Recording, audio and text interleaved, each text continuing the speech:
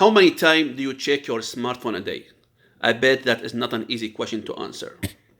So according to the mobile mindset study conducted by Security Application Lookout, about 58% of smartphone owners said that they don't go an hour without checking their phone. And I am one of them, by the way.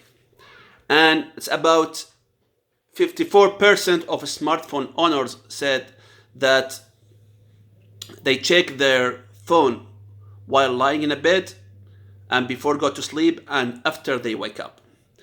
And nearly 4 out of 10 people, which is 40%, check their phone while using bathroom.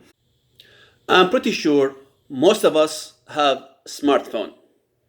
And if you are out in public, you can see the smartphones all around you. And if you take a look at about how much you are using Facebook, Twitter, and Instagram, or even playing games, it will be convicting. My kids are one of smartphone victims. They spend more than 5 hours on their iPad playing online games and chatting with their friends on the social media. I'm excited to be speaking on behalf of this topic. Personally, I made many changes in my life regarding this, and I've been able to see how detrimental it is. We all hear about that. However, social media and technology is a common theme in our world today. There's a generation that cannot relate. Most elderly people, they don't have technology or even know how to use it.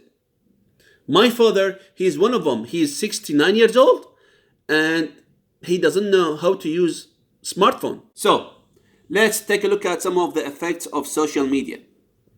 80% of 10 years old girls have already been on a diet. They need the internet and their social media to get through their days, which shows they need it to feel good about themselves. Second, depression and anxiety. If you spend more than 2 hours per day on social media, could be affecting your mood. In fact, you are more likely to report poor mental health, including symptoms of anxiety and depression. So, how to use social media without causing yourself psychological distress. The recommended amount of time you should spend on social media is half an hour per day. Half an hour per day. So, as with so many things in life, it's all about moderation. Third, general addiction. Social media is often described as being more addictive than cigarettes and alcohol. With the worst social media apps are Facebook, and Instagram, and Snapchat when it comes to addiction.